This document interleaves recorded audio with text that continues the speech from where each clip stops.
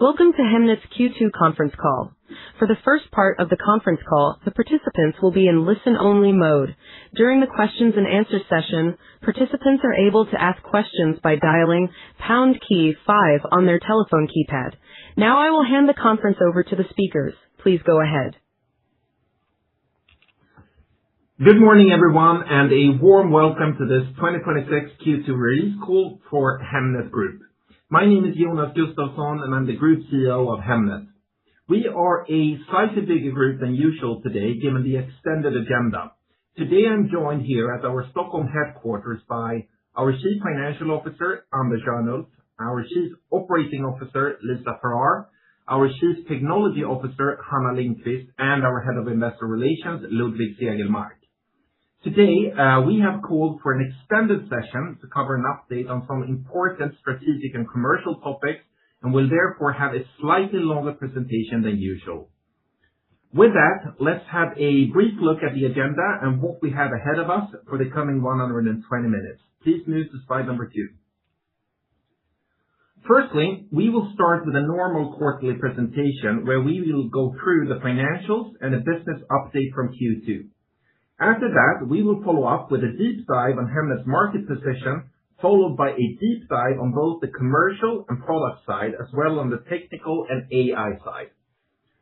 As always, there will be opportunities to ask questions at the end of the presentation. We will combine the Q2 Q&A with a deep dive Q&A into one session in the end of the presentation. Today's presentation will be moderated by our operator, so please follow the operator's instructions to ask questions through the provided dialing details. So with that, let's get started and let's move on to slide number 5, please. During the quarter, net sales decreased by 23%, driven by lower listing volumes paired with a timing shift in revenue recognition from Sell First, Pay Later. The financial results reflect an expected transitional phase following the nationwide rollout of Sell First, Pay Later. Anders will explain this revenue recognition effect in more detail further on in the presentation. Published listings declined by 14% and amounted to 43.3 thousand. Paid listings came in at a total of 32.9k, with a difference between paid and published listings being explained by the Sell First, Pay Later listings that were published but not yet sold in the quarter. ARPL, average revenue per listing, grew by 12.4% in Q2, driven by higher demand for Hemnet value-added services. The EBITDA margin amounted to 46.4% in Q2. The lower margin year-on-year is explained by lower revenues driving lower fixed cost leverage.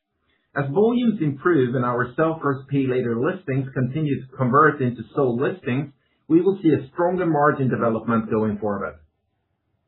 Now, let's turn to slide 6 for a quick look at the financial performance. Net sales amounted to 372 million SEK, down 23% compared to Q2 last year, driven by a combination of a timing effect on revenue recognition from the introduction of Sell First, Pay Later and a decline in listing volumes during the quarter. As a result of the lower net sales, EBITDA decreased by 33.9% to 172 million SEK. Lower revenues leads to lower fixed cost leverage, which explains the lower margin in the quarter. The EBITDA margin amounted to 46.4%. As per usual, Anders will break down these profitability dynamics in more detail as we move on in the presentation. Now, let's turn to page 6 for a look at the underlying property market and the listing volumes development during the second quarter. In Q2, we saw a sequential improvement of listing volumes compared to the previous quarter. On the right-hand side of this slide, you will see a combined chart showing published listings per quarter and yearly published listings, as well as the year-on-year change between quarters. Published listings decreased by 14.3% year-on-year in the second quarter. The trend improvement in number of listings versus the previous quarter is driven by a number of factors. Number 1, the launch and the rollout of Sell First, Pay Later. Number 2, the introduction of strategic partnerships. Number 3, new regulations implemented by the beginning of the quarter. Number 4, more healthy underlying market transaction dynamics.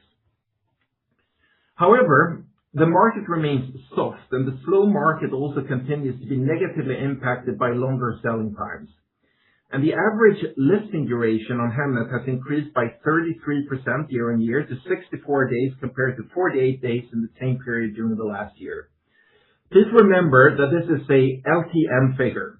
This number is also impacted by the higher number of transactions that we saw in April and onwards, where more old inventory was sold, which pushed up the age of the sold listings on the platform.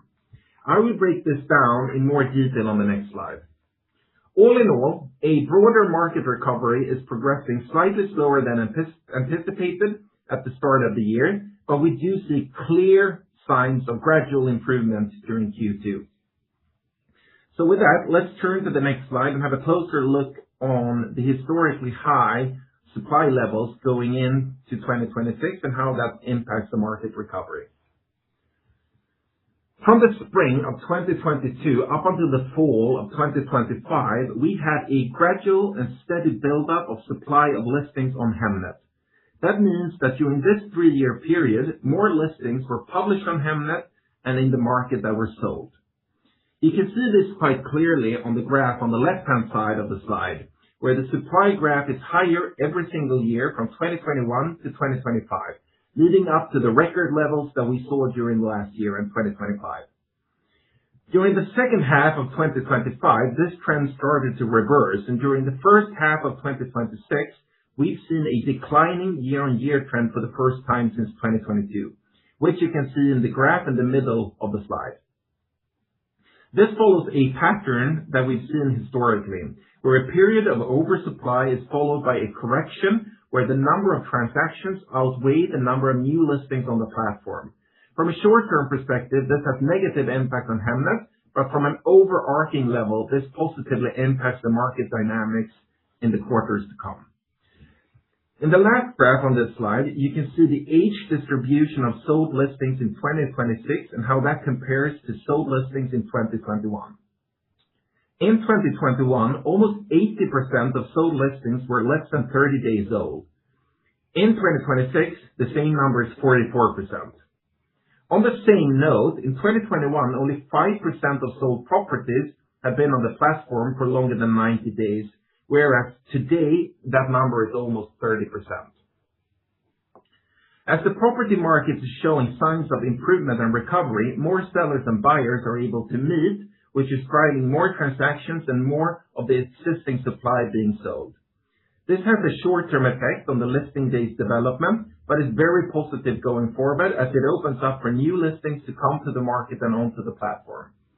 Let's move on to the next slide and break down why we expect to see a continued improvement in the Swedish property market for the second half of the year. The Swedish property market is showing signs of improvement going into the second half of this year. In Q2, transactions on the property market increased by 11% compared to the same period last year, driven by the eased credit restrictions that were put into play by 1st of April. A more active market where sellers and buyers are able to meet is very positive for Hemnet and tends to drive more listings to the platform over time. After several years of higher interest rate environment, rates have stabilized into 2026. A stable interest rate environment creates predictability for buyers and sellers, which is a good sign for the period to come. We have also seen a strong price development in Q2 2026. During the quarter, prices increased by 6.2% for apartments year-on-year, while the development for detached houses was plus 4.5%.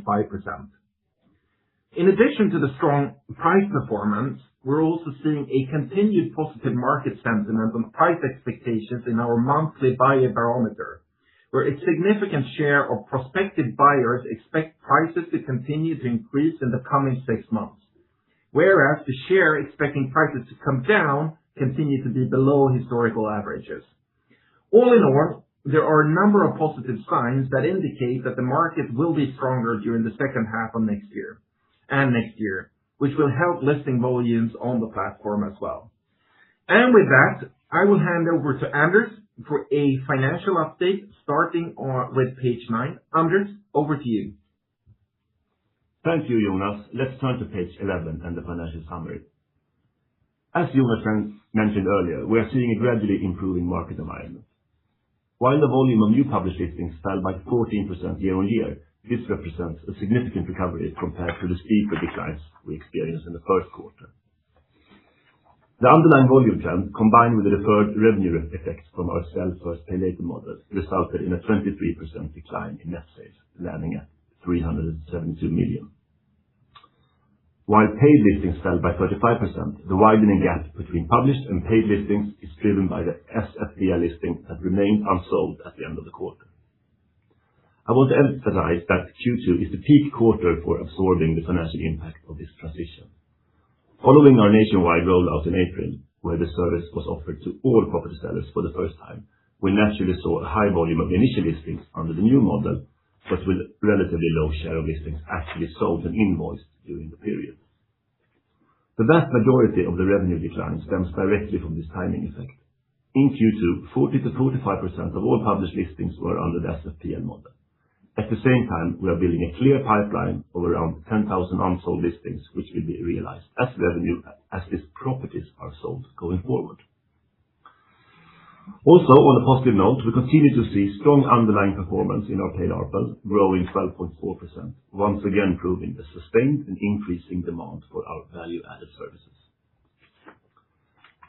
Another noteworthy point is the average listing time, which on a rolling 12-month basis increased from 48 days in Q2 25 to 57 days in Q1 26 and now 64 days in Q2 2026.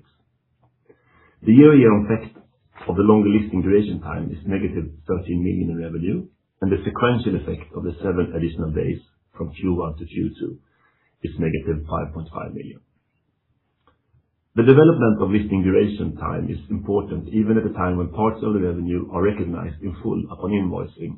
Listings sold as pay now and pay when listing is removed are recognized over the advertising period. EBITDA for the quarter amounted to 172 million, corresponding to a margin of 46.4%. The margin contraction is primarily explained by the lower net sales, as we maintain a large portion of fixed costs that cannot be fully adjusted in the short term to offset the drop in listings. One important component in the EBITDA margin is compensation to real estate agents. When expressed as a percentage of property seller revenue, this ratio increased year-on-year from 30% to 31.4% in Q2 26, driven by a further improvement in both recommendation rates and actual conversion. The high commission reflects a substantially stronger underlying improvement in our value-added products. I will walk you through the specific cost dynamics in more detail on the following slides. The increase in leverage to 1.1x is primarily an effect of our active capital allocation, combined with a drop in paid listings during the period, affecting rolling 12 months EBITDA. Notably, we expanded our share buyback program from 450 to 600 million at the 25 AGM, and the current mandate from 26 remains at 600 million. We ended the quarter with a headcount of 184, representing a strategic increase of 19 employees compared to the same period last year. This growth was primarily driven by reinforcements within product and tech, as well as new resources within the sales team to enhance engagement with the agent community. Additionally, we have strengthened our marketing capabilities. With that overview, let's turn to page 12 to our revenues by segment to take a closer look at the Q2 figures. Our largest segment, property sellers, which we have previously covered, generated revenue of 318 million. Revenue from real estate agents decreased by 8%. While this was impacted by the weak market volumes, it was partially offset by the continued growth in our sold by us product. Revenue from property developers increased by 1%. This reflects lower display revenue on reduced listings volumes, offset by our new annual subscription package launched in January 26.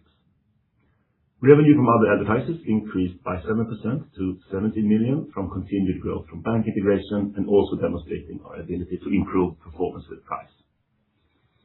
The B2B segment is performing well despite the fact that the lower volume of listings reduces impressions, which negatively impact display sales across the B2B business. Continued optimization and focus on Hemnet unique products are making a significant difference, keeping B2B revenue broadly flat, down 1.6% year-on-year. Turning to page 13 in our EBITDA bridge, we can clearly see the dynamics at play this quarter. We start with an EBITDA of 261 million for the second quarter of last year. The primary impact, and by far the largest, of course, comes from net sales, which had a negative effect of 112 million. Once again, a majority of that negative revenue is from SFPL, where revenue is recognized only when the property is sold. Compensation to agents decreased in line with the decline in revenue from property sellers, resulting in a positive impact. Other external expenses increased by 6 million, largely due to overall marketing spend. This was aimed at capturing earlier traffic and listings leading up to and alongside the launch of SFPL. Personnel costs increased by 3.2 million, driven by headcount expansion and salary inflation. However, cost growth is not pacing directly with the headcount, as our average FTE count remains below our total headcount. Finally, other items had a positive impact of 3 million, driven by higher year-over-year capitalized development costs for our own staff, underscoring our intensified focus on product development. In total, this results in an EBITDA for the quarter of 173 million. Finally, let's move to page 14 for an update on our cash flow and financial position. Our rolling 12-month free cash flow amounted to 621 million. While our lower EBITDA is reflected in this figure, we maintain a highly robust cash conversion rate. This cash generation, combined with a strong balance sheet, enable us to consistently return capital to our shareholders. As illustrated, we repurchased shares for 147 million during the second quarter, representing approximately 1.5 million shares. At the current valuation, we view the share buyback program as an exceptionally attractive capital allocation tool that allow us to deliver significant value to our shareholders alongside our dividend. Turning to the chart on the right, you can see our net debt and leverage ratio. Net debt stood at 689 million, representing a leverage ratio of 1.1. While this represents an increase compared to previous quarters, we remain comfortably below our long-term financial target of under 2x, ensuring we retain substantial financial flexibility. In line with maintaining this flexibility, we've secured a 50 million extension of our revolving credit facility, bringing our total credit facility to 900 million. This extension was driven by a one-off effect related to the implementation of SFPL, coupled with our ongoing commitment to our attractive share buyback program. With that, I will hand the call back to Jonas to summarize the quarter. Thank you, Anders, and thanks for this part of the presentation. Given that today's presentation represents the last update to the market from your perspective, I wanted to take the opportunity, both from a personal but also from a Hemnet perspective, to thank you for a great collaboration and strong contributions over the last 3.5 years. You've been a great colleague, a good friend, and a true professional. Best of luck in your future endeavors, and we'll stay in touch. With that, let's move on to the summary page on page number 16.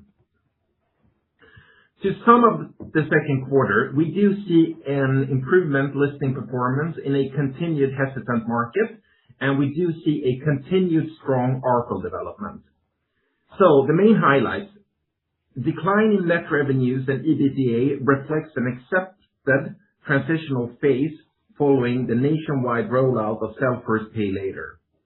Paid ARPL growth of 12% in Q2, driven by continued high demand for Hemnet value-added services. Sign of gradual improvement in the Swedish property market in Q2. Transactions are increasing and supply is coming down. Despite launching a number of new strategic initiatives, such as Sell First, Pay Later, and bringing live features to the strategic partnerships, such as the Below the Radar feature, we are not satisfied with the quarter, and we're working with an accelerated pace to announce and to deliver the next wave of strategic initiatives. That sums up the first part of the presentation, and we now progress into the second part around our strategic priority areas. In this second part of the presentation, we wanted to take the opportunity to provide a deep dive on Hemnet's business. Firstly, I will go through and present Hemnet's current market position, how the market is evolving, and what our main focus areas are going forward. Secondly, our Chief Operating Officer, Lisa Farrar, will provide an update on our key product initiatives and the commercial roadmap. Thirdly, our CTO, Hanna Lindqvist, will provide a deep dive on how we work with AI across the organization. With that, let's get started with the second leg of this presentation, and let's move on to slide number 19, please. Let me start with a backdrop.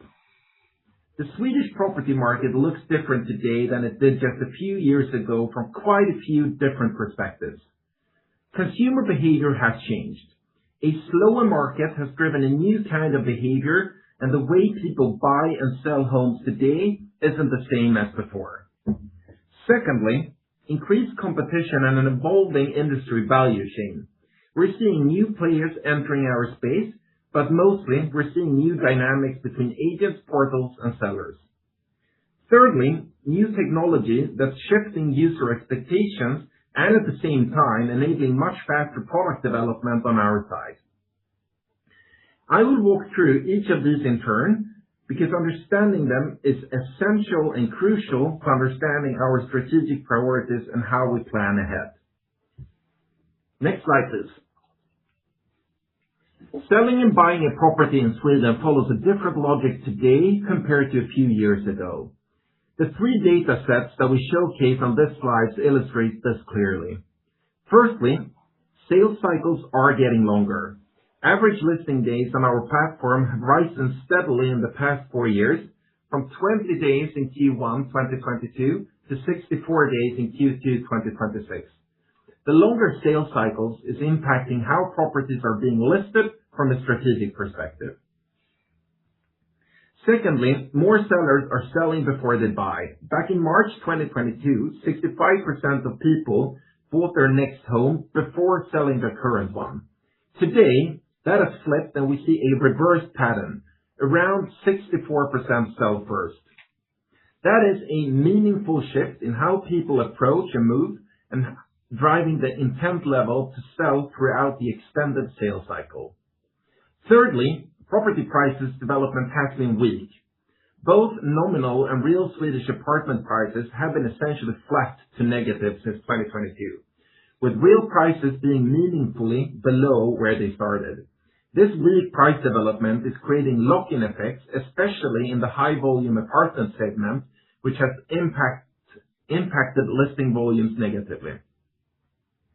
All in all, and as a sum, these trends have driven a shift in market dynamics and consumer behavior, an increasingly prominent pre-market characterized by lower seller intent, longer sales processes, and a changed way of working among real estate agents.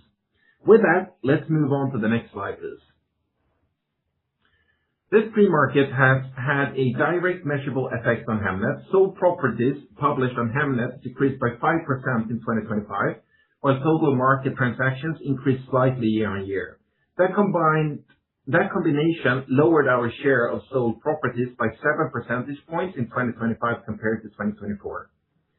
The reason is straightforward. As more of the sales cycle happens on the pre-market, more properties are being sold before they reach Hemnet. This is a trend that we're clearly not happy with, and we're 100% committed to address this challenge.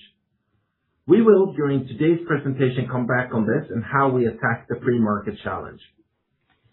Let's move on to slide 22, please. These evolving market dynamics are shifting both consumer expectations and agent behavior.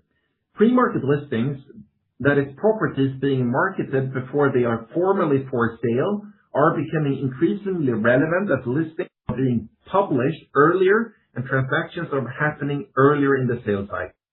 The longer sales cycles and the sell before buy dynamics have emphasized this trend. At the same time, we're seeing new market entrants popping up that scrape content from real estate agents' own websites. These new platforms get access to a lot of supply, but they lack the traffic and reach to actually convert that supply into transactions. As a response to that, sellers and agents want to regain control of their own sales cycle, which is a strength of the Hemnet platform. That's led to more early phase under the radar listings being placed behind login, which has added effect on the limiting the ability of scraping sites to republish that content without consent. We've seen this trend clearly materializing during the last month and during the second quarter, With the Hemnet Svensk Fastighetsförmedling collaboration, Boneo launching Sneaktips, which would be sneak peek in English, and Fastighetsbyrån launching Förtur, which would be priority lane in English. Let's move on to the next slide, please. Despite changing market dynamics and a competitive dynamic, Hemnet's core position remains extremely strong. Hemnet has almost 40 million sessions per month, about 2.5 times more than our closest competitor. On a per listing basis, we have roughly 4 times more sessions per published listing than our nearest competitor had in 2025. So while the competitive landscape is evolving, our audience advantages remain substantial. Let's move on to the next slide, please. Hemnet's core model is strong, but changing market dynamics require adoption and change to cater for the new circumstances. Our overarching strategic ambition is simple to state. Hemnet, every step of the journey for every property transaction. That ambition rests on 6 pillars that reinforce each other. Number 1, we should have all the relevant listings. Number 2, we're the number 1 partner for agents, property developers, and banks. We're top of mind with the largest property audience in Sweden. Number 4, we know our users and give them a superior experience. Number 5, we hold the most comprehensive and valuable data set in the market. Number 6, all of this has been built on more than 25 years of relationship with the real estate agent industry. That foundation is strong, but just as I've shown you, changing market dynamics mean that we cannot stand still. We need to actively adapt each of these pillars for where the market is heading to ensure that we continue to win. And we will win. With that, can we please move to the next slide, please? At our Q4 presentation and business update that we conducted in end of January earlier this year, we outlined 4 strategic priorities for the first part of the year. Number 1, launching Sell First, Pay Later nationwide to address the emerging free market and lower the barriers to use Hemnet. Number 2, building out strategic partnerships with agents and franchises to strengthen collaboration with key players in the industry. Number 3, leveraging AI and product innovation to accelerate what we build and get better return on investment from our products and tech teams. Number 4, increase our sales and marketing efforts. On an overall and on a summary level, we have executed and implemented all of these. Over the next few slides, I will go through each of these in more detail. Let's now move to slide 26, please. Sell First, Pay Later launched countrywide in April after gradual geographical rollout, and it had a strong uptake from day one. The share of sellers choosing this payment option has been stable at 40 to 45% since the nationwide rollout. An adoption rate we are quite pleased with and which is very much in line with our expectations going into the launch.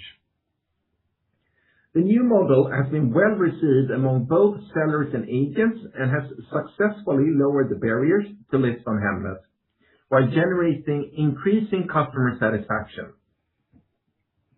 In Q2, seller NPS for Sell First, Pay Later was 7 percentage points higher than for our other payment options. Sell First, Pay Later is also contributing to ARPA growth. The VAS conversion, the uptake of our value-added services, was more than 5 percentage points higher among sellers using this option compared to other payment methods in the quarter. We're also seeing that the number of listings with Sell First, Pay Later that are sold and the time it takes for those properties to sell are very much in line with our expectations. If we then could move on to the second strategic initiative and our partnership model on the next slide, please. We launched our strategic partnerships in Q1 2026, with onboarded partners receiving increased branding and more exposure on the platform. We've seen a strong interest from across the market.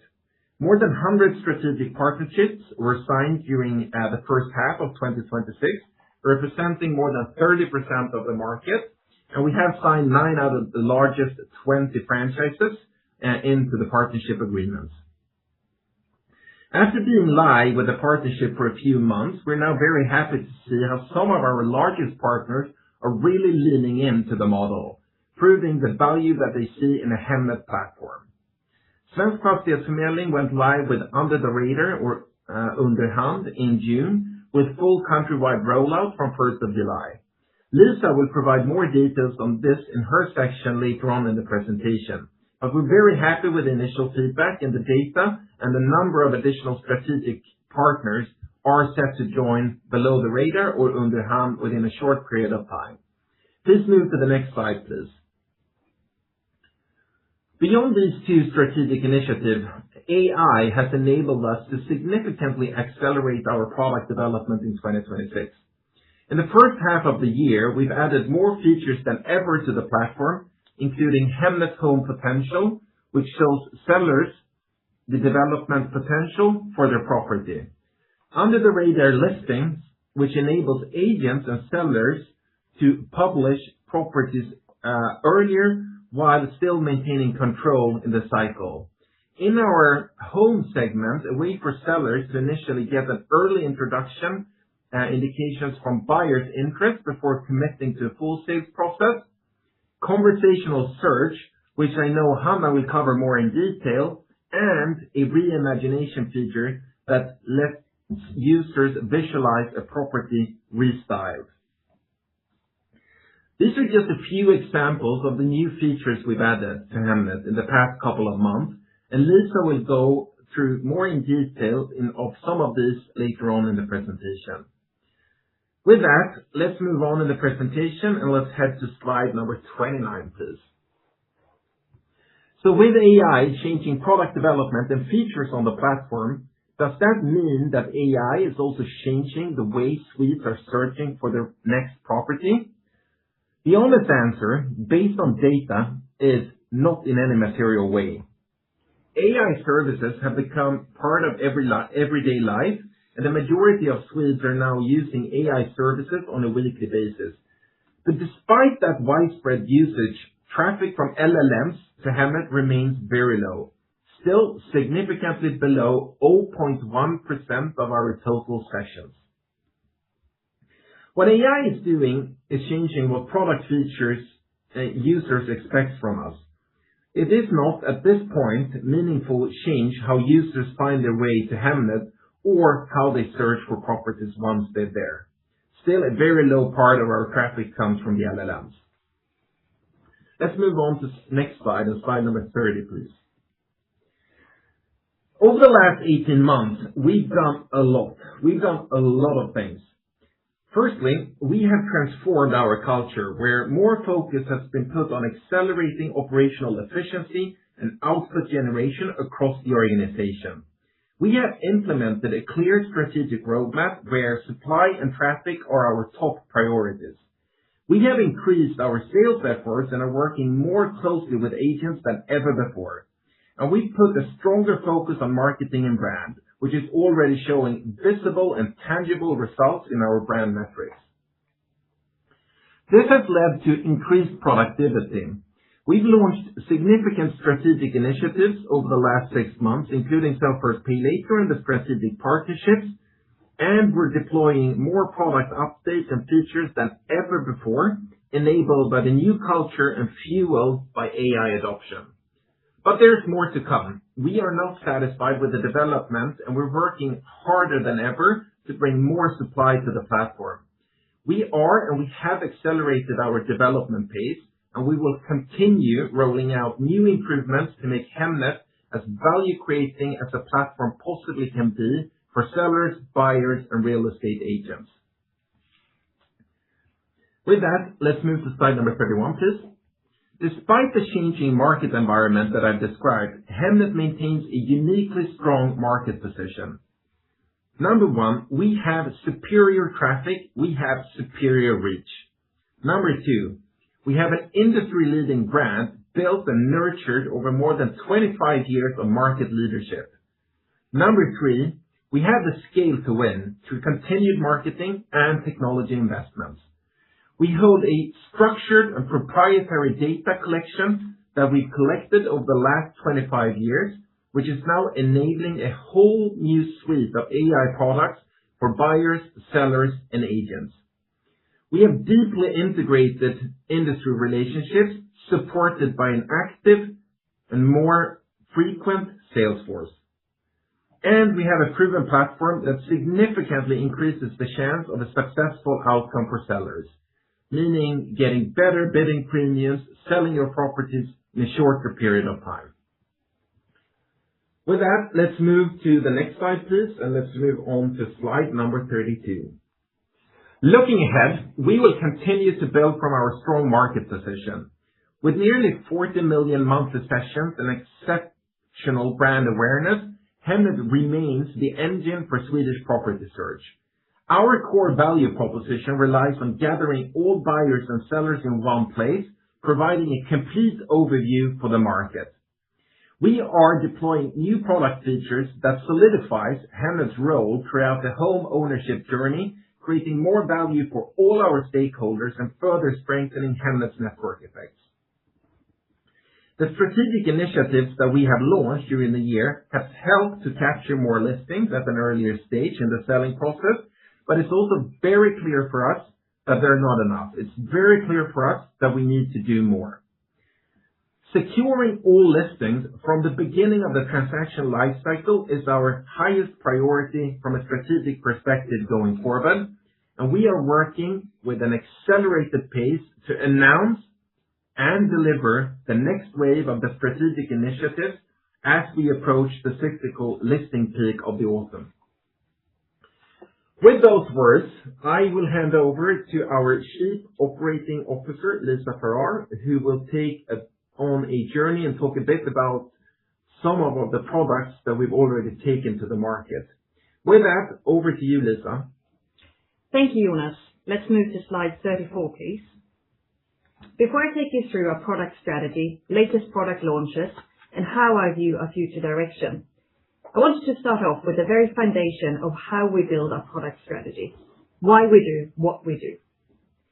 Hemnet's business is built on network effects, and everything we build and are building is designed to make that flywheel turn faster. It starts with the key to the network effects, which is supply. The more listings we have on the platform, the more users we attract, and the more often they come back. A larger, more engaged audience makes Hemnet a more attractive place for sellers, agents, and partners, which drives value for all of our stakeholders, and therefore more opportunities to drive growth. Supply attracts demand, demand attracts supply, and the loop reinforces itself. We believe everything we build should make these network effects stronger for agents, sellers, and buyers alike. Let's go to the next slide, please. Our ambition holds firm, and our execution at the start of 2026 has been centered on delivering against it. As Jonas covered, we've communicated several key strategic initiatives so far this year, and just as importantly, we've delivered on them. Sell first, pay later went from announcement to full nationwide rollout within a quarter. Strategic partnerships went from 0 to 100 plus agreements, including 9 of the 20 largest franchise firms. And under the radar, bringing the invisible market onto Hemnet, is live with our first strategic partner, with others in active discussion to join. Together, these initiatives are how we hit the ground running in 2026. We're shipping more value and better products than ever before. They've laid the foundation on which we've continued to build from when forming the next chapter of Hemnet. Let's move to slide 36. 3 main forces are structurally reshaping property search, and together they're forming a new era for us, as Jonas previously referenced. First, we're operating in a market that demands more from Hemnet. Buyers are demanding to see more properties as possible and more information than ever before. Sales cycles are longer, with more emphasis on the pre-market stage. And given the sell before you buy shift, sellers only transact if all criteria are met, significantly impacting seller intent. Secondly, our users expect more. Users demand new ways of discovering property beyond the static list. They expect personalized, interactive, and extensive property information and decision support. AI enables us to provide that elevated, personalized experience, which we showcase in several of our latest product releases. Hannah, our CTO, will dive deeper into our user-centric approach to AI in a moment. Thirdly, we have to be present earlier in the property journey. We're evolving from a platform that serves high-intent sellers at the point of selling into a lifelong customer relationship, one that partners with homeowners through every stage of their property and sales journey.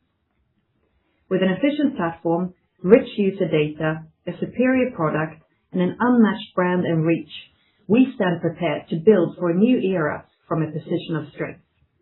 Let's move to slide 37.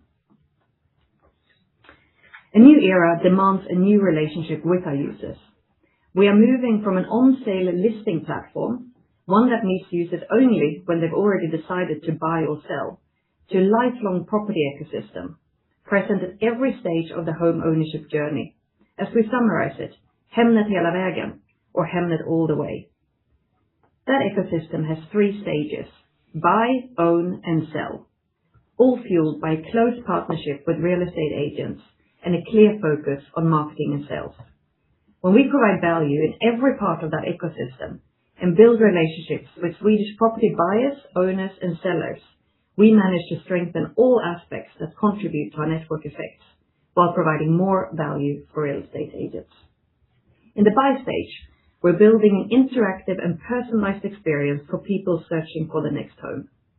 In the own stage, we're partnering with homeowners who seek information, decision support, and guidance through the largest investment of their lives, while also taking position when homeowners are taking their very first step towards selling their property through leaning into the off-market, the period before a property is formally listed. In the sell stage, we're securing supply by bringing the invisible market onto Hemnet and continuously lowering the barriers to list. Underpinning all of these stages is a true partnership with real estate agents, where we are uniquely positioned to deliver value to agents through data, through leads, through intent tracking, and partnering with them at every step of their journey. All of this is fueled by an increased sales and marketing focus to keep building relationships side by side with the industry and making sure we are top of mind for all things property related. Let's move to slide 38, please. We're actively building and strengthening this ecosystem, continuously launching new features and services for real estate agents and our millions of weekly active users across the buy, own, and sell stages. This momentum strengthens our relationships across the board, which in turn reinforces our strongest moat and unmatched position and brand. On the agent relationship side, we've expanded our strategic partnerships with under-the-radar listings that I will talk more about in a minute. A core focus has been also to elevate agency branding and generate more leads to agents. This has been done through opening up more lead generation sources and ensuring lead generation for agents sits at the very core of our products. Let me share an example of the impact of our seller lead features. We know Hemnet is a primary catalyst for an agent's next listing. In fact, half of all sellers who connect with an agent through our platform list their property with that specific same agent. And for our strategic partners, we elevate this advantage even further by ensuring premium visibility across our seller touchpoints. Proceeding to the buy stage, we're powering our supply with more intelligent discovery for our buyers. During H1, we delivered on this by giving our buyers property X-ray vision with Hemnet Home Potential, which is now live as a beta, whilst also launching and scaling conversational search. Earlier this year, we launched an AI-enabled personalized starting page. We're also live inside ChatGPT, and we have property sold price history live. In the own stage, we're engaging homeowners earlier. Focusing on homeowners through My Home allows us to cultivate deeper relationships with our most frequent visitors across their entire property journey. This is a key to scaling Hemnet ecosystem and driving stronger network effects. And for the sell stage, we're launching new products to secure more supply on Hemnet.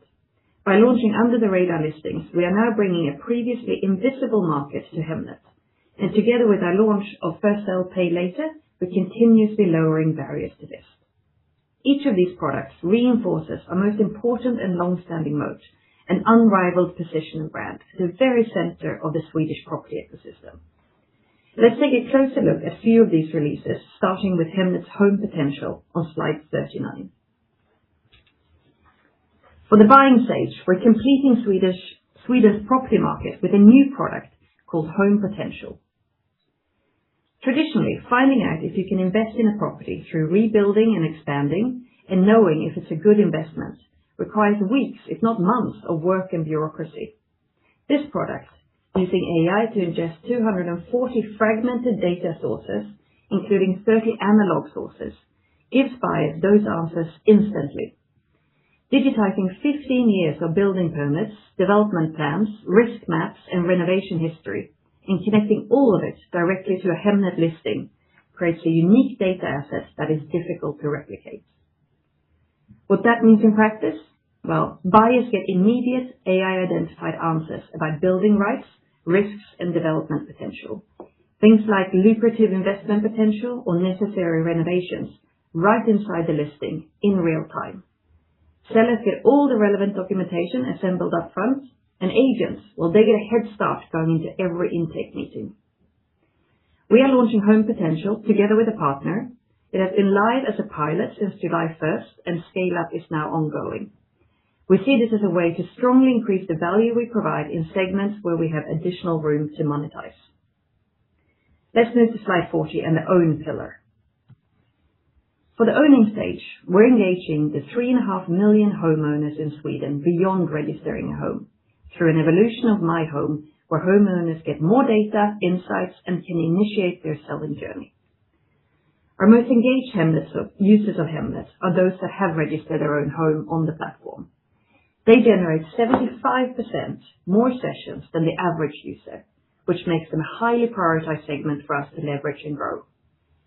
With My Home growth being a priority for us, we have driven a 73% increase in registered My Homes in the last 12 months, and we continue to see good traction.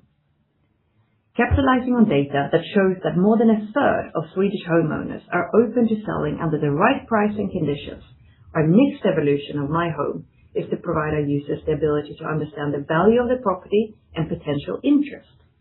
We see this working in 3 simple steps. First, activate. From My Home, a homeowner indicates that they are interested in selling. They are prompted to contact an agent to receive a valuation. Secondly, signal. A pin appears on the map, and buyers can show real interest and demand that the homeowner can see building up in real time. Thirdly, agent handoff. When the homeowner is ready, they contact an agent, and that agent receives a seller lead that is already comes with a tested price and real demonstrated buyer demand attached. With this, we see the potential to increase mobility on the Swedish property market by allowing homeowners to test real demand before they commit to a sale. Agents gain access to more and earlier and warmer leads, and buyers, well, they get access to unique properties on Hemnet that they wouldn't otherwise see. This is a genuine win-win across the ecosystem. Let's move to slide 41 and the sell stage. For the selling stage, we're continuing to lower the barriers to list and bringing the invisible market onto Hemnet through our newly launched product Under the Radar, or in Swedish, Under Hand. Since going live on July 1st, Under the Radar gives our strategic partners the ability to publish upcoming listings behind login in the upcoming result list at no cost. Under the Radar is designed to target early listings that are in the very beginning of their sales cycle. For partners who have chosen to use Hemnet for a controlled behind login launch, the listing is available on Hemnet before reaching the broader market. And for buyers, it means a first look at homes that would otherwise be entirely invisible to the market. We've had a very promising start for Under the Radar listings. In the first half of July, we already saw more than 1,000 published listings. Our strategic partner, Svensk Fastighetsförmedling, has been our launch partner in this new initiative. Their new way of working means that all of their new listings are automatically published as Under the Radar listings at Hemnet. Together with Sell First, Pay Later, we're lowering the barriers to list to secure more supply on Hemnet, and are fully committed to continuously evolving our platform to ensure that Hemnet remains the comprehensive, engaging, and commercially powerful marketplace it has always been. We're continuing to have relentless focus on products that drive supply to Hemnet, and we will keep developing products in the short term designed to do just that. Now let's turn to slide 42, where I want to zoom in on the sales and marketing engine behind everything I've just walked you through. We keep leveraging our presence to keep our flywheel running faster through our side-by-side presence with the real estate industry and continuing efforts to strengthen our brand. Our sales team continues to be a strategic pillar of how we go to market. We're in the next wave of sales transformation, ensuring our sales organization serves as genuine trusted advisors for every real estate agent in Sweden. We've strengthened the team itself with dedicated sales representatives, customer success managers, and customer support agents. And we've continued to deepen our proximity to the industry. More boots on the ground, meeting agents face to face where they are. That proximity showed up directly in the Sell First, Pay Later rollout. Our sales team contacted more than 7,000 agents, held 700 in-person sales meetings, and met with more than 2,000 agents. That's the kind of hands-on execution that turns a real launch into adoption. On the brand side, we ran a nationwide campaign earlier this year under the theme More Eyes on Your Ad, and it moved the numbers that matter. We saw improvements across the board: awareness, top of mind, consideration, and preference. And once again, we hit the top score on brand awareness amongst property sellers at 97%. Together, this is what strengthened sales and marketing engine looks like in practice. More agents met, more trust built, and a brand that keeps leading. Now let's move to the next slide, please. To close, I want to bring this back to the big picture. This year, we've done more and moved faster than at any point in Hemnet's history. And where it made sense, we've been willing to take bigger and bolder steps too. Sell First, Pay Later, strategic partnerships, under the radar, these weren't incremental tweaks. They were structural changes to how sellers, agents, and buyers use our platform. And that's really the point. We're moving from a platform that connects a buyer and seller once to an ecosystem that stays relevant across someone's entire relationship with a property, before they sell, while they own, and long after they've bought. That shift means more engagement with Hemnet at every stage. In practice, it means three things: a data advantage that deepens with every transaction, seller, buyer, and agent intelligence all in one place. It moves us closer to the actual transaction, not just the moment of discovery, and it opens up monetization opportunities that go well beyond a single listing. And none of this works without supply. Supply is still the foundation everything else here is built on. It's what makes our flywheel turn, and it's what we're focused on most. We've made real progress this year, but we're not done, and there's more to come on this front very soon. And of course, AI, both in our products and in how we work, has an instrumental part to play in all of this, which Hanna will talk you through next. So with that, I will hand you over to our CTO, Hanna Lindqvist. Thank you, Lisa. So my name is Hanna, and for the past 18 months, I have served as Chief Technology Officer at Hemnet. I've spent 25 years in tech. I lived through the dot-com boom and crash, the mobile revolution, and I worked in TV during the shift to streaming. Most recently, I spent 5 years building and scaling marketplaces at Vend and here at Hemnet. And I mention this not to list credentials, but to give you perspective. I've seen several moments where technology genuinely rewrote the rules of an industry, where the question wasn't if things would change, but how fast and who would be ready. And I can tell you with conviction, 2026 is the most exciting moment I've seen in my career. What's happening with AI isn't incremental, it's transformational, and it will likely exceed what streaming did to media. But here's what those past transitions has also taught me. Excitement without discipline is how companies get hurt. The winners weren't the fastest movers. They were the ones who moved with clarity, who knew what they were building and why. And that's the lens I lead Hemnet's technology organization through. And that's what I want to share with you today. Next slide, please. So let me start with how our technology organization actually works. We are a team of around 60 engineers running the technology for the entire business. And that compact size keeps us nimble and able to adapt quickly. We don't sit as a separate tech department next to the business. Instead, our engineers, designers, product managers, and UX specialists work together in cross-functional teams, covering mobile, web, and backend. That means that the people building the product are the same people that talk to users and our own outcomes. We also have a dedicated data and machine learning teams that have been doing serious machine learning work for nearly 10 years. They haven't just been experimenting, they have actually been building production-grade models and pipelines that run every day for millions of users. That depth of experience is a real underappreciated asset, and it puts us in a strong position for what's coming with AI. So next slide, please.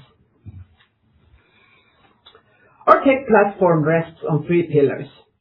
First of all, we had a modular architecture. We have gradually moved away from monolithic systems to a modular setup using GraphQL federation. This means that teams can build and deploy independently, and the platform scales without becoming more complex. Secondly, we use a standardized and proven tech stack. We are a thoughtful follower, not the bleeding edge chaser. We use well-established, widely adopted technologies, and that lets us move fast, while it also makes it easier to hire great engineers. Thirdly, our decisions are data-driven. Every core decision is backed by analytics, experimentation, and engineering judgment, and not gut feel. And underpinning all of this, we are 100% cloud-based, no legacy infrastructure holding us back, and we have full flexibility to scale whatever we build next. And this is the foundation everything else is built on. Next slide, please. We approach AI with a focus on concrete user benefits rather than for technology's sake. I want to pause on this because it's the principle that guides everything we do when it comes to AI at Hemnet. We don't chase AI because it's fashionable. Every investment we make has to translate into something concrete. Could be a better decision for a home buyer, could be a faster workflow for our teams, or a stronger product. And with that principle in mind, let me show you how our AI capability has actually evolved and where we are today. Next slide. Our engagement with AI in property valuation spans a decade, and it has evolved in 3 distinct waves. So wave 1, 2016 to 2024, that was all about prediction and valuation.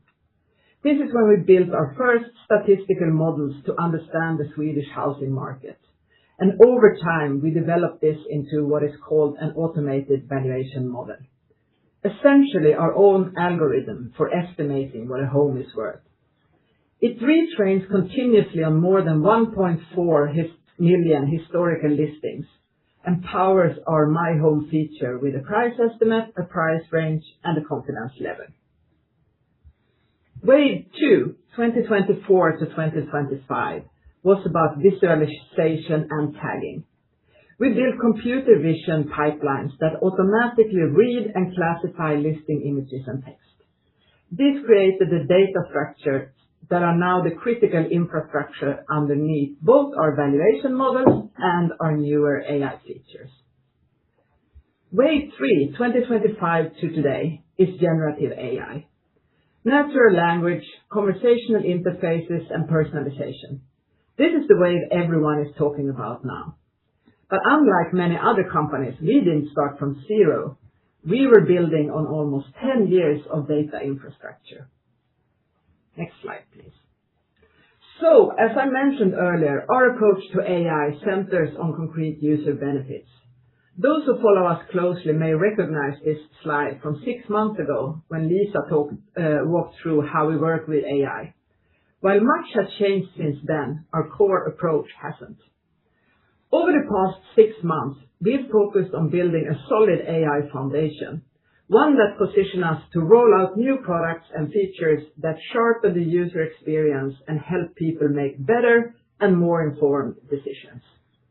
That foundation comes down to three things: automated tagging across every listing, predictive personalized recommendations powered by historical and active listing data, and AI-enabled workflows that make our own teams more efficient. With this foundation in place, we are now able to build on it, delivering continuous improvements and new features for our users. This includes intent-based search that complements our existing filters, richer and more interactive property information, better qualified leads for agents, and deeper personalization throughout the experience, among other things. Next slide, please. And AI is also transforming how we work, significantly increasing operational efficiency and output. Let me give you three numbers that show what this means for us. We now ship more than 100 deployments a week. This is up 24% quarter on quarter with a very low failure rate.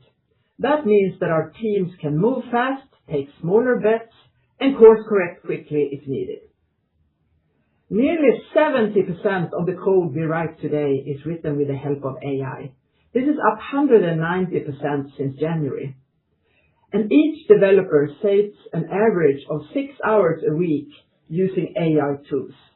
This is a 40% increase since January, and the trend is continuing. These numbers are the result of a deliberate decision to become an AI-first organization, not just in our product, but in how we work day to day. We invested in training, built internal communities, and made it safe for people to experiment. I do want to be honest though, when you increase output this much, you create new bottlenecks. The constraint is no longer how fast we can write code, it moves upstream to how fast we can align, decide, review, and test. And we are actively working on each of those. So this transformation is still very much underway, and we will continue to reap the benefits over time. Next slide, please. So let me take this opportunity and walk you through a concrete example because it provides a good illustration of how we actually work with AI. So the problem we wanted to solve in this example was that when someone looks for a home, they don't necessarily think in filters and drop-downs. They might think, I want a house near a good school with a fireplace, somewhere my kids can play outside. Translating that into checkboxes can be difficult and sometimes even impossible. The solution for this was conversational search. You type what you want in plain Swedish, the way you say it to a friend, and Hemnet does the rest. And here is the important part. Taking the easy approach of pointing a large general purpose AI model at your data wouldn't work particularly well at our scale. We have millions of searches, and running a large frontier model on every single search would be both expensive and slow. So instead, we made a deliberate engineering choice to run a small and fast general model on our own infrastructure and put our effort into closing the capability gaps ourselves. So we did this in three ways. First, we don't let the model guess at geography. We built our own database of almost 8,000 Swedish places, adapted to how places are categorized by the Swedish people.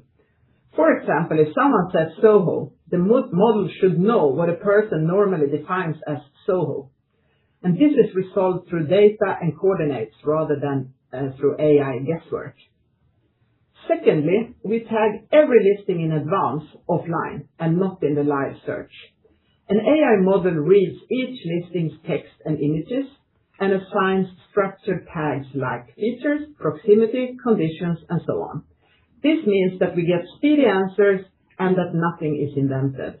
If we have unclear tags, they are simply dropped. Third, we constrain what the model is allowed to say. It cannot invent the price, an address, or account. Every fact in the answer comes from our own search index and not from the model's imagination. This resulted in a system that is exact where exactness matters and intelligent where intelligence genuinely helps. So where are we today? We are live for users on the web behind login, and the product compares favorably with earlier releases we've seen from international peers. Getting a small model to respond reliably in a structured format was our hardest engineering problem. We moved from about 70% reliability to above 95%, and that hard work is largely behind us now. So why does this matter beyond this one feature?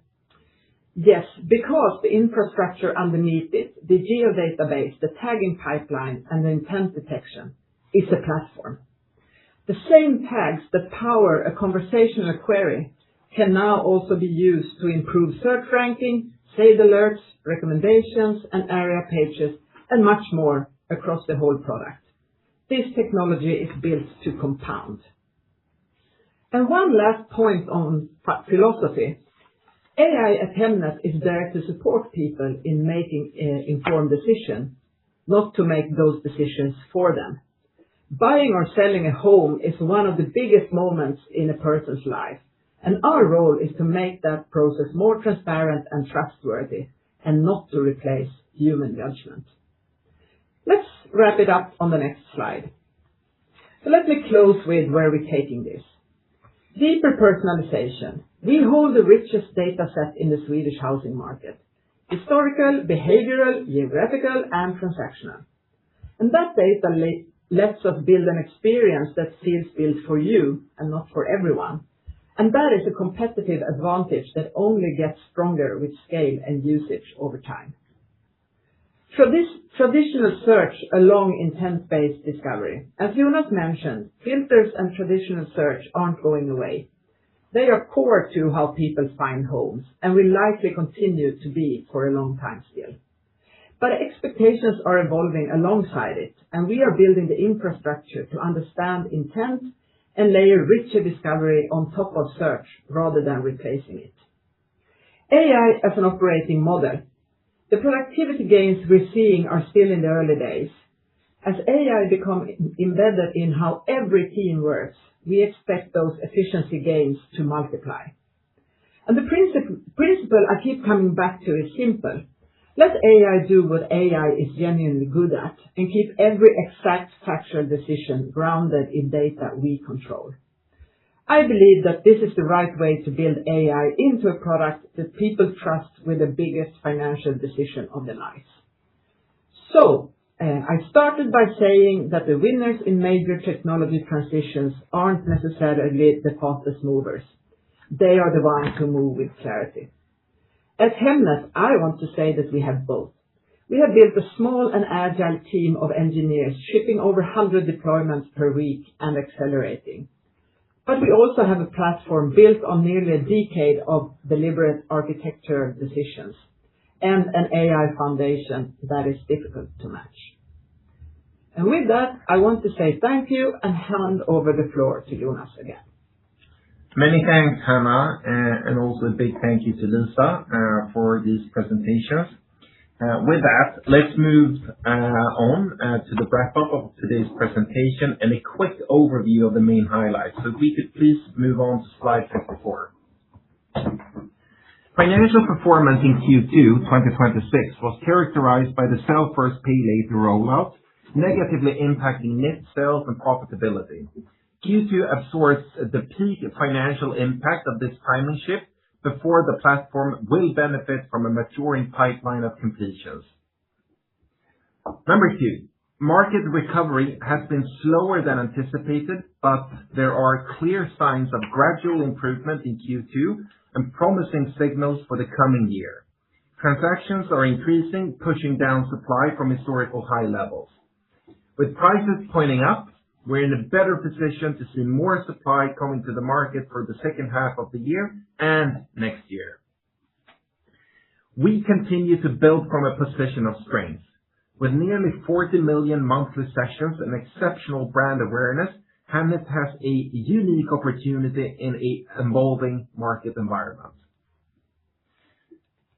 Number 4. Our ambition is for people to use Hemnet on every step of the journey, for every property transaction.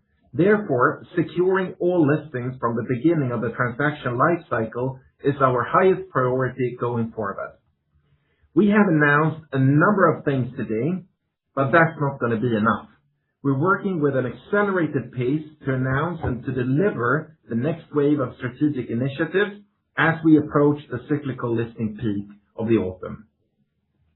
With that concludes today's presentation, and we will open up for the Q&A.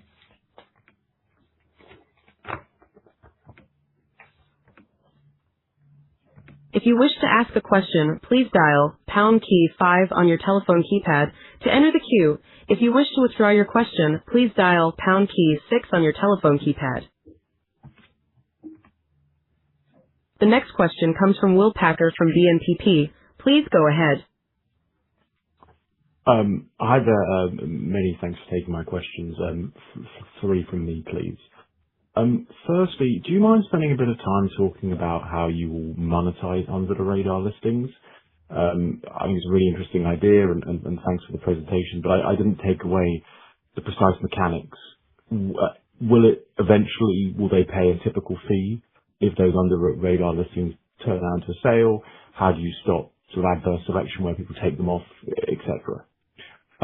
Secondly, you provided lots of interesting updates on how you plan to close the inventory gap with your peers, and some of those actions have been in place for a little while now. If I do a very basic piece of analysis, which is compare the absolute number of listings on Hemnet versus Booli, the gap has actually increased in the last 12 months. So Booli's gone from 1.8 times to 1.9 times. Is that a methodological flaw? Is that not a representative underlying, or will these actions take time? And then final question from me. Consensus expects double-digit ARPU growth for 2027, 2028. You look well set to deliver that for this year. Is that a reasonable assumption in the context of today's update? Thank you. Good morning, Will. So I'll take the first 2 questions and then hand over to Anders. So when it comes to below the radar and those listings, it's important to take one step back and think about sort of why we're doing this. And the key priority is obviously to get more listings at an earlier stage, and also talking about the relative ratio that you mentioned on your second question is an important dimension. The way these models work is that this is a period of time in the very early listing stage, meaning the absolute sort of beginning. The plan that we do have, these under the radar listings are not monetized from a Hemnet perspective, but they will, as they move on to the pre-market or to the on-sale segment, that's where we basically will monetize them in the same way. And this is sort of traditional upsell where we get a clear relationship with the listing and something that we will work on. Obviously, this is a new model, but I think we have a number of different tools to ensure that we steer this and not cannibalize on the on-sale segment, which is most importantly from a monetization perspective. So early stage, but we will ensure to have business rule to ensure this becomes also very attractive from a monetization perspective. Number 2, in terms of the supply, we're working on this on a number of different actions, a number of different areas. And per your point, we have launched a quite large set with both the sell first, pay later, and then most recently we have the strategic partnerships with the below the radar that obviously went live sort of in full blown mode in the early Q3. So I don't think we've seen the full upside potential coming from this, but we also need to ensure that we continue to do more. Working on supply is absolutely a top priority, and we will have more actions to ensure that we continue to work on that dimension. Important to say as well is obviously when you look at that and you look at the totality on the number in the 1.8 to 1.9, please keep in mind that the relationship and the development of the pre-market has been slightly stronger during this period of time, where Hemnet has a lower listing market share. So that trend shift is also impacting it. But going back to our top priority, this is something that we are addressing across a number of different levels. Then in terms of the ARPU growth for 2027, Anders, I'll just hand over to you. Thank you for that. So we would say that we are well equipped for double-digit growth going forward. Some of the parameters for the time being are against us, such as the very slow housing market in Sweden when it comes to new published listings for the time being. That will get better over time. And we also know that we have the products and services in place to be able to deliver better when the listings come back, such as the B2B division that will also, of course, benefit from a better, we will be better positioned with the growth in published listings on the platform. So yes. Thanks for the color. Just to quickly come back on the first question. So a listing is under the radar listing. And if it sells in that initial period because the market goes back to being quite hot, Hemnet would not monetize. But in the event that it transitions to be a typical listing, you would monetize it in the usual way. Is that a fair summary? That is a fair summary. And in the case where we would see that too many listings would get sold in a very, very early phase, that's obviously something that we would steer to ensure that you don't get a too high share being sold in under the or below the radar. So I think we have various tools, and we just went live, and based on the early indications that we have, we don't have any sort of concerns around that. But if that would materialize, we have various tools to ensure that we can convert them. Thanks very much for the color. Very helpful.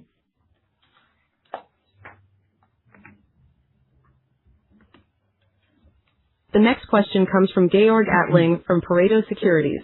Please go ahead. Hello. Thanks for taking my questions. I also have one on the under the radar. So, when I think of this and the impact on paid listings, it's penetration of under the radar, then conversion of those listings to paid listings, and then the volume uplift, call it the market share regain that you might get from it. So I'm just thinking, or just wondering how you think of these different factors all impacting what it's gonna lead to in terms of paid listings. Good morning, Georg.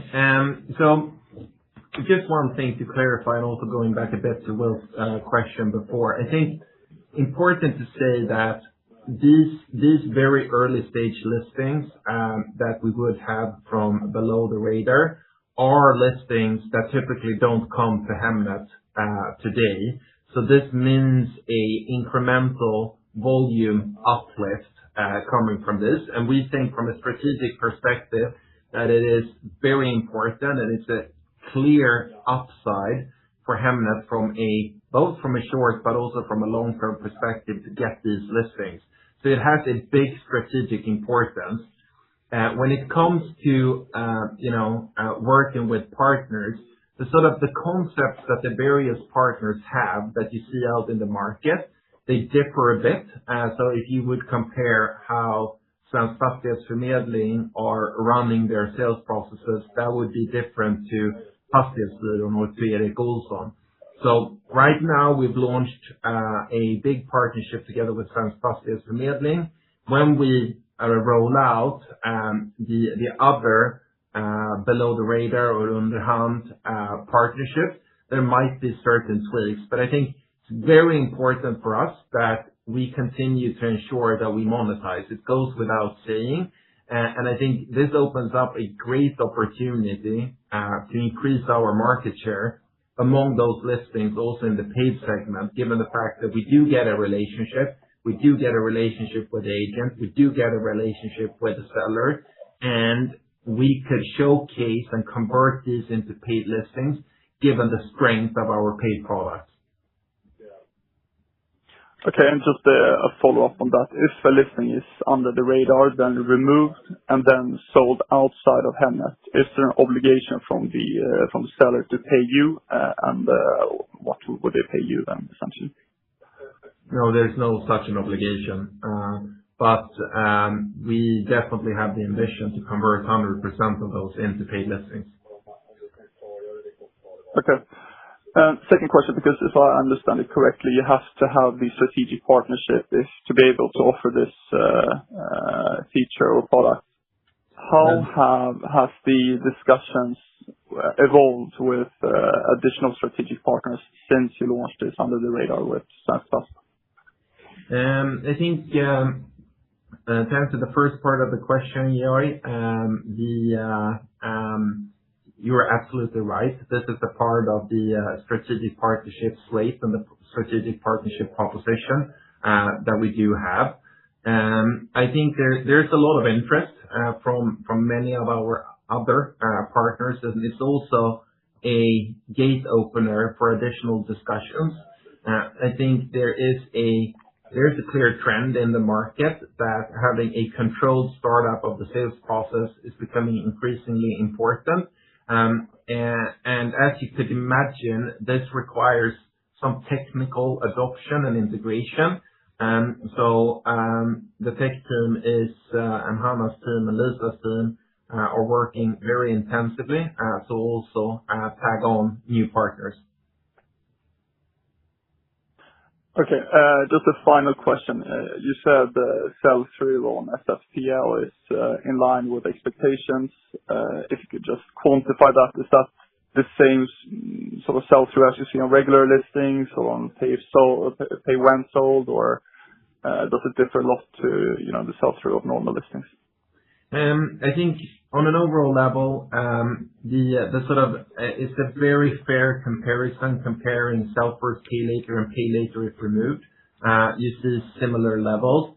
Then you have when it comes to the pay now, that is we expected to see some differences there, given the fact that there's a different sales dynamic in those, but it's very much in line with our expectations and actually slightly better.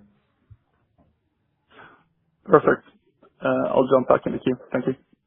Thank you. The next question comes from Yulia Kazakitseva from UBS. Please go ahead. Hello, good morning. Firstly, Anders, I wanted to say thank you, and I wish you all the very best in your future. With regards to my questions, I have two, if that's okay. So my first question is about max package penetration.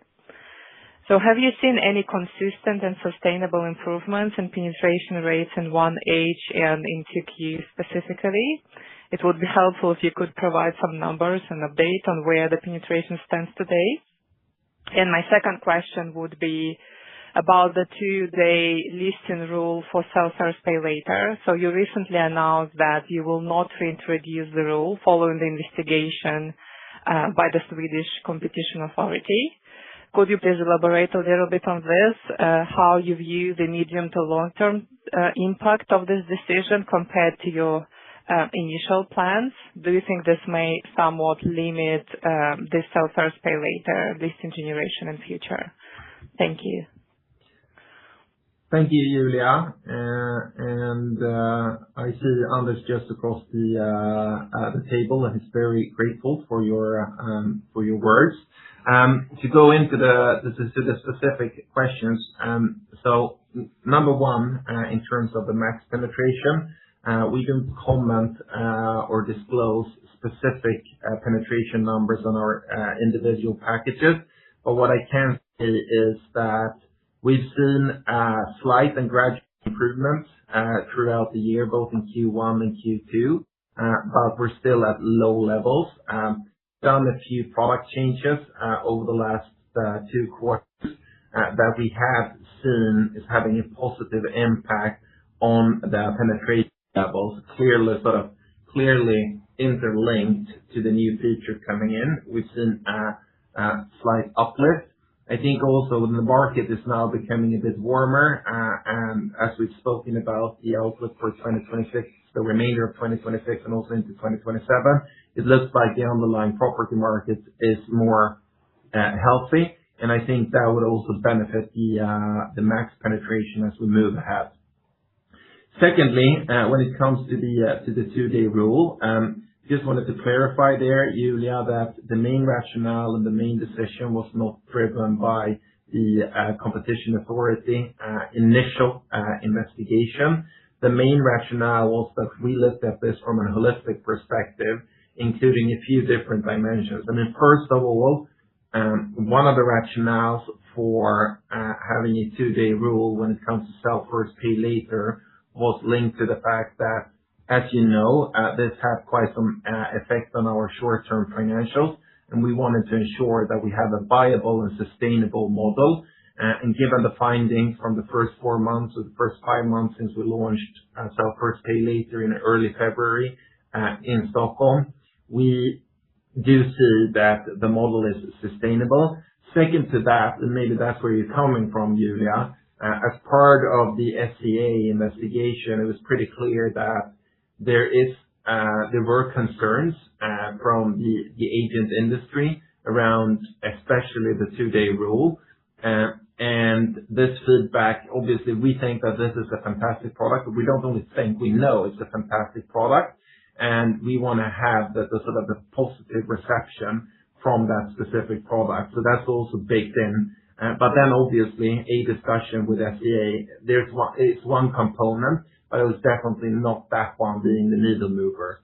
I think from an overall level, this will actually have a positive impact on sell first, pay later, because if we remove the rule where we basically had quite some negative feedback, that negative feedback is obviously being removed. And anecdotally, we've heard from a few of the chains that this is sort of improving the likelihood of them using sell first, pay later. And if we take a step back, what's most important with sell first, pay later, it is to get more listings. And with that feedback from the industry, I think that's definitely helpful.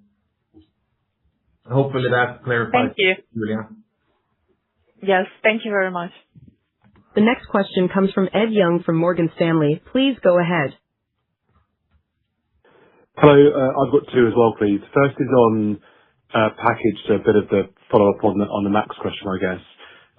To us, it looks like it's a very stable and low level, and I guess with sell now, pay later increasing VAS by 5 points, premium listings are already representing the majority of inventory. So sort of wondering, does that not strengthen the case for you to revisit the product structure, particularly Max? It wasn't really talked about today. Or is it not the right time from a market context perspective, or is it not the right time for the business when you've got a focus on a lot of different areas? So that's the first question. And the second is on development of the homeowner services on My Home. Just wondering if you could give us an idea of the proportion of homeowners that are on the platform right now. And you made it clear that this is under development with input from agents. Just wondering if you could talk about the tensions there, or what are the areas that are key to get right in that respect? Thanks. Good morning, Ed. So first, when it comes to Hemnet Max, I think we've seen improvement, as I also indicated based on Julia's questions before, but per your point, we're still at a low level. I think going back to one important thing that's been hindering the penetration of Max has also been the underlying market conditions, where we do expect to see a improvement going forward. When in terms of, the package structure that we do have, I think it is something that we are very much working on as we speak. We currently have 3 packages, right, or 4 packages with Boss, with Plus, with Premium, and with Max. And the relative feature differences is something that's a lever to pull. And I think, the most obvious one is obviously the relative price difference between Premium and Max, but also the relative feature difference between Premium and Max. And I think one of the key strengths that we do have with Hemnet Premium is obviously the renewal, where it gets renewed every 30th day. You could think about, exploring alternatives with Hemnet Max being renewed more frequently. And in terms of the increased Boss penetration coming from sell first, pay later, I think that would also benefit Max as we move ahead. On the second question, Lisa, do you want to take that one and just elaborate a bit? Sure, Ed. Thank you for the question. We don't disclose the absolute numbers for My Home registrations, but as I mentioned on the call, we are very focused on it. We see they are incredibly engaged on the platform. So I think I mentioned 75% more sessions than our average user. And so we've spent a lot of focus these past 12 months just to increase the number of My Homes registered, but also increasing the features that we make available to them. This specific one around putting your home on the market under My Home is a feature we are developing together with agents industry, and our focus is to increase the mobility on the market. So actually seeing this early supply grow, and there we're very focused on how could we make that mobility into specific leads for agents, so more business for agents, and that's what we meant by working together with agents to launch this feature. Okay, thank you. The next question comes from Andrew Ross from Barclays. Please go ahead. Great morning, all. I've got two, please. First one is back to Under the Radar. Can you give us a sense as to how many listings you may expect from that product if you fast forward, say, a year or 18 months, to try and understand how differentiated this may be in terms of your pre-sale content versus Booli? First question. And then second one builds on that, and also on your comments, Jonas, in the opening remarks about your biggest priority being securing all listings from the beginning of the transaction life cycle. So I guess philosophically, why not go much harder in terms of unmonetized content and have some kind of free tier or pre-sale inventory to get it all on your platform? And when you think about the balance between inventory and monetization and network effects, can you just give us a glimpse in terms of how you as a management team think about it, and why not go much harder in initiatives to get inventory on your platform, even if it means sacrificing ARPL growth into 27? Thank you. Good morning, Andrew. So on the first one, in terms of below the radar, I think right now we're going live with Fastighetsförmedling. They represent some 12 to 14% of the overall market volumes. I think, as they are really leaning in and have the ambition to start every single sales process with this below the radar, this would have an impact on the overall numbers. I don't want to sort of put any overall number out there, given the fact that we're in discussions with so many other partners, and how they roll out and when they roll up would obviously impact the numbers. But I think it is a very strong feature from a strategic perspective to ensure that you get all early listings for a certain partner in a certain way. In terms of looking at our overall strategic priority of ensuring all listings, that is something that we are actively working on. There's many different levers and many different ways of getting there, and we look forward to sort of revert back on how specifically we plan to do that. But that's definitely something that we are working on. And Nico, that's all we can say on that specific topic right now. Maybe just to follow up on that, is it right to think that could involve a move into more unmonetized content in the pre-sale market, or is that not something you're considering as part of the suite of options? I mean, we're looking at all various options. Commenting on specific ones, we don't want to do at this point in time, unfortunately, Andrew. Okay, thanks. The next question comes from Erik Röstdahl from DNB Carnegie. Please go ahead. Yeah, hi guys. Thanks for taking my questions. I've got a few. I'll try to do them one by one.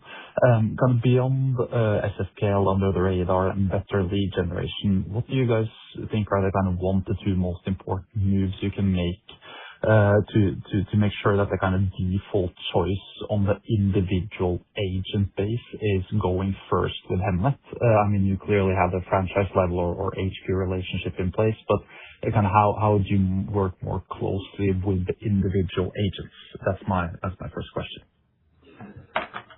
Good morning, Erik. Not a small first question. That's a quite big one. But I mean, at the end of the day, I think if you look at a daily life on an individual agent, what matters is essentially two things. Selling your property that you are responsible for as quickly as possible to the highest maximum price. We know that Hemnet delivers those dimensions.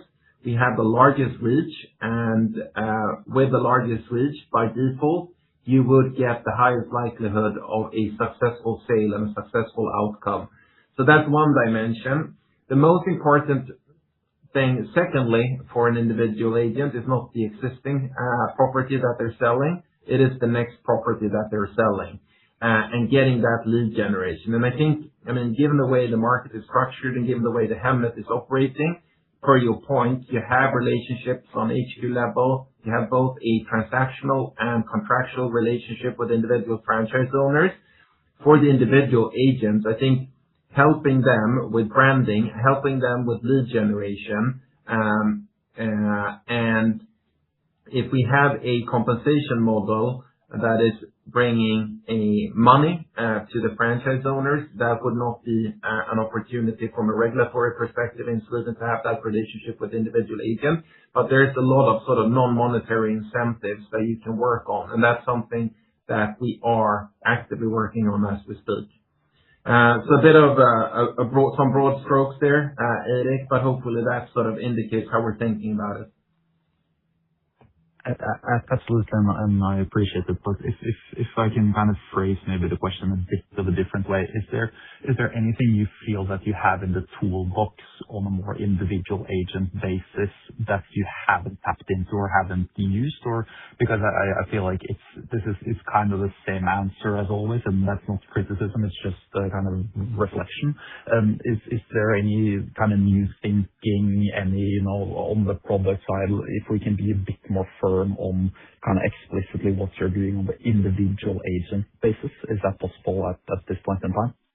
So two examples. So especially for the agents that belongs to our strategic partners, we're working much more with branding and contact generation for the individual agents. So if you would go to a listing that's part of one of our strategic partnerships, you would see a material difference there. So that's one way of attracting the individual agent. But then I think, I hear what you're saying, Erik. Then I think maybe the largest lever that we do have, all of you know it, and you know it, Erik, that, it is sort of like a flywheel of using the leading property platform as Hemnet, where, if you use Hemnet for one listing, the likelihood of getting a new listing or a new lead is much higher. I think in all fairness, we have an improvement potential for our sales team to be out there and spread the gospel to a larger extent and help to educate individual agents to understand the flywheel dynamics in a better sense. And that's something that we are working on intensively. Thanks, Jonas. I just had one more, which we haven't really touched upon that much today, and that's if you could help us understand your kind of bigger picture thinking around cost in the context of, one, more need for marketing and maybe touch points with agents, two, efficiencies from AI, three, potential alterations to the commission model, and four, maybe the midterm guidance of above 55% EBITDA margin, which we haven't really talked about for some time. So the way we, obviously, if you look at our cost base, I think it's a few things that really matters, and you laid them out well. We have the compensation model. You have OpEx, primarily including personnel, but also marketing. In terms of the overall sort of cost picture, this is something that we are working on, and especially where we're now seeing a softer market impacting our revenues. So the compensation model, as you know, is one of the most powerful steering tools that we do have. So that's something that we are looking into actively and all the time. We've increased our marketing investment to some extent, and I think, what Hanna presented before, I think AI is enabling us to be much more efficient. Right now, or up until now, we've taken a cautious decision that we think it's important to get out more products, get out more features, but it's obvious that also from a cost perspective, this can be a lever going forward. Anders, I'm not sure you want to add anything there. Maybe a quick comment on the long-term EBITDA margin of more than 55. I also see, we can all see that the EBITDA margin is 46.4 in Q2, but we also have a situation we have with a paid listing, not only a soft market, but also the one-time effect of SFPL. So we believe that we absolutely can deliver that over time at least. That's very clear. Thanks for the color, and thanks again for everything. Thanks, Erik. The next question comes from Annabelle Hames from Deutsche Bank. Please go ahead. Morning. Just two questions from me. The first one is, when you start to see the market meaningfully recover and time to sell reduces, do you see a risk to premium package uptake as the value of the listing refresh feature declines? Or are there other standout features within premium that you would point out would benefit in a better market? And then the second is, you said that the self-serve pay later initiative increased your NPS score by 7 versus the other packages offered. Can you give the actual NPS score for each package? Good morning, Annabelle. So I think when the market recovers, and I understand where the question is coming from, I think another way of phrasing it would be, has premium had a significant uplift just driven by a slower market? And I think obviously it's a theoretical question, but I think if we look at Hemnet Premium was launched back in 2019. Hemnet Premium has been through a normal year in 2019, a red hot market in 2020, in 2021, a market that completely changed and being ice cold in the latter part of 2022, and also in 2023, a recovery in 24 and 25, and a hesitation in 2026.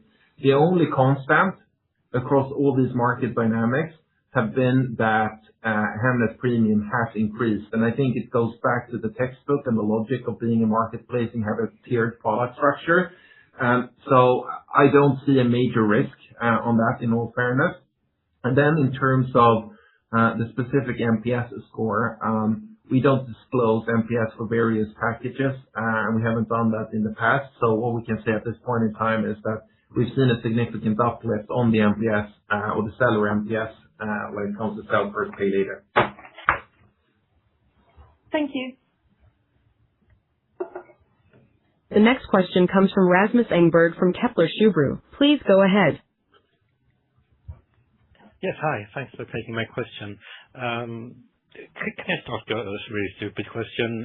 Given SFPL, what happens with the real estate that's not sold? And do you see a risk that you have things that are always for sale but not at the right price?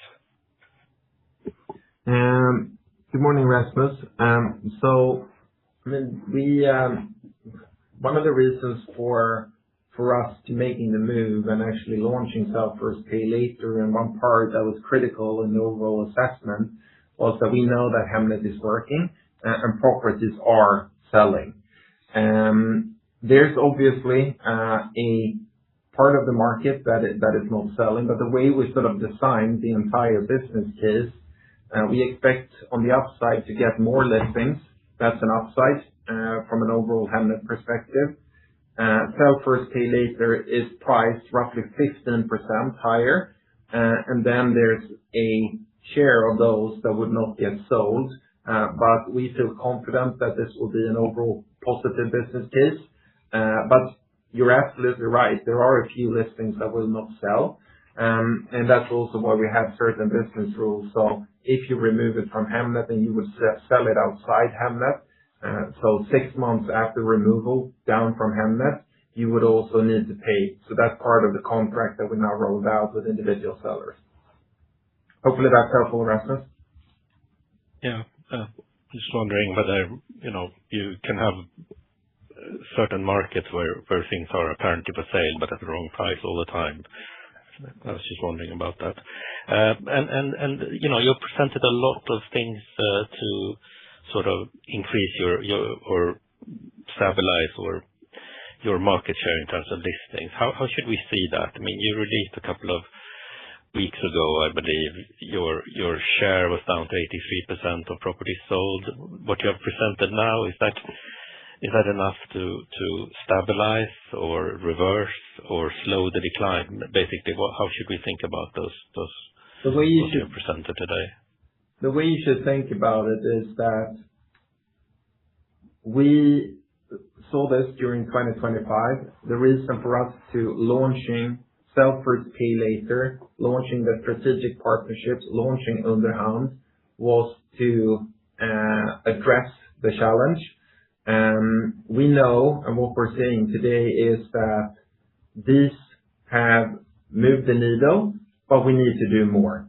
So we're 100% committed, 100% convinced that we have a lot more levers to pull, and we will ensure to continue to prioritize the listing development. We're not happy with the development that we saw, but we're 100% convinced and committed that we will address them. But do you think you can reverse that drop that you had, or can you stabilize it? Absolutely. Okay. And just a final question, I don't know if you're willing to answer that, but given all the moving parts that we see in Q2, Q1, and we'll also see some of it in Q3, when do you think it's realistic to assume organic sales growth again? It's very technical. I mean, if the market is very much market driven, right? So we see positive signs for the outlook of the second half of 2026 and also into 2027. Our sales is very much driven by the market, but we think the underlying fundamentals look healthy. Okay, thanks. The next question comes from Giles Thorne from Jefferies. Please go ahead. Thank you. My first question was back on the 2-day rule, and I push you to quantify the impact that you think that could have on your SPFL listings and overall listing trends. And if you're not comfortable doing that, then maybe just some commentary about whether the 2-day rule resulted in since launch, resulted in a listing not happening, or whether the listing did happen but became the traditional kind of pay on listing or pay on removal. Second question is back on the radar. Because you put this content behind a log on the agent's website, it's obviously not going to be available to Booli. So I'd be interested in any, which I guess is the whole point, but I'd be interested in any feedback or negative feedback you're getting from agents about their loss of exposure to Booli's audience. And then finally, a question for Anders, and it's a bit of an oversimplification really, but it would be useful to know the sequential impact on EBITDA in the second half from the SFPL listing revenue that was effectively the first half of the year. Hopefully that makes sense. Thank you. Hi, Giles. So just taking a step back and looking at the launch of Sell First, Pay Later, it's very clear when we did the geographical rollout that Sell First, Pay Later boosted listing volumes and had a positive impact on the overall volumes. I think that, if you look at it right, it's not like if you didn't put it on Hemnet over the first 2 days, you could not use any of our other products. We've always had the pay upfront alternative. So I wouldn't say that, it has been a material sort of downside or upside. We know for a fact that Sell First, Pay Later has had a positive impact. Part of the reason as well is that during the month of May and June, we ran a summer campaign where we had the 2-day rule removed, and we saw positive impact from that. So that was also part of the business case decision that we took. On the second question, on under the radar, you're absolutely right. I think the logic as you lay out is that it's become non-scrapable, and that it's obviously not impacting Booli, but also the other ones that are scraping out there nowadays. I think the entire concept that we're running with Svensk Fast is, that's a new way of working for them, and changing way of working, that could trigger some negative feedback, but in overall, very sort of positive response from the team. Again, coming back to what I sort of read from a few of the other questions, the thinking is not that you would sell during this below the radar time period, right? This will come up to the public market as well, so you would get sort of full market exposure. Then the final question to me around SFPL and the EBITDA effect in the second half year. I understand why you ask. We do our own simulation of that, and the way to do it is to look at the unsold listings per the second quarter, and then run simulation on, because it's a theoretical number, because you don't know how many will be sold, end up being sold. So we cannot give you an exact number because we don't know, but you have some data at least in the not sold SFPL listing in Q2, and then you can simulate on sell-through rates in different months and quarters. Okay, thank you. The next question comes from Nikola Kalanoski from ABG Sundal Collier. Please go ahead. Hey, and thanks for taking my questions. So I think firstly, could you please give us some more color on what sort of engagement you've seen so far from the under the radar feature or product with Svensk Fastighetsförmedling? Has engagement been above, below, in line with your own expectations? Hey, good morning, Nicola. I think, first of all, it is really 2 weeks down the line, so it is too early to draw any conclusions. And also, what I think is important to keep in mind, everyone who's based in Sweden knows this, but Sweden is in early July and up until where we are now, it is empty, right? And the agents are not working. They typically go for summer break as part of the midsummer, being around 20th of June. So I don't want to draw too large conclusions, because you also have the sort of the seasonality effect, and especially impacted by the vacation period. There's no agents working now as we speak, so I think that's impacting it. So it's too early. So a bit of a boring answer, but sorry, Nicola. No, that's completely fair. That's just how it is.